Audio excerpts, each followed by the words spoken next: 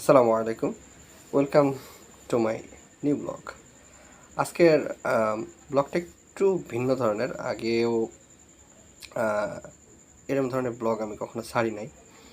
আর আমার বাবা গেছিল ঢাকাতে।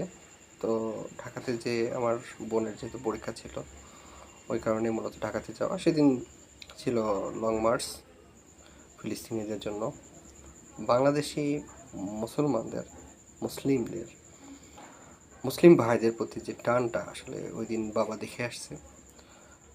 ভিডিও করতেছিল আমার ছোট বোন কিছুটা তোলার চেষ্টা করছে রাস্তায় গাড়িতে যাওয়ার সময়। সবাই দেখতেছিল যে একসাথে সবাই জড়ো হচ্ছে, একসাথে সবাই একসাথে সবাই ফিলিস্তিনি ভাইদের জন্য অন্তত এক জায়গাতে হচ্ছে। কিছু না করতে পারুক, অন্তত আন্তর্জাতিক চাপের জন্য হলেও সবাই এক জায়গাতে হচ্ছে, দোয়া করছে।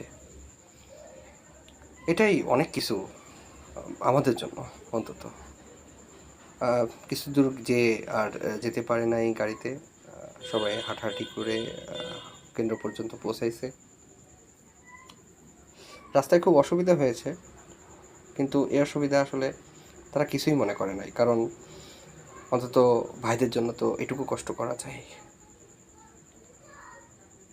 ঢাকা শহর আসলে অন্যরকম একটা শহর। হ্যাঁ, এখানে সবাই এক হতে পারে, এখানে সবাই একসঙ্গে জড়ো হয়ে প্রতিবাদ করতে পারে।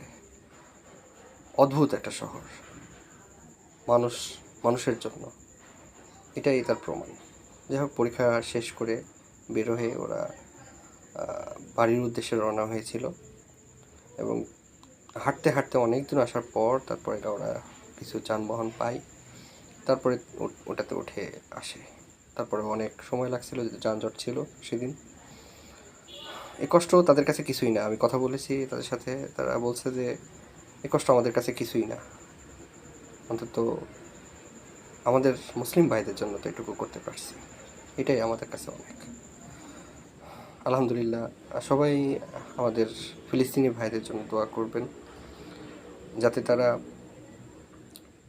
অন্তত কষ্ট থেকে, আল্লাহ একটু কষ্ট থেকে তাদের করে। পরিশেষে সবাই ভালো থাকবেন।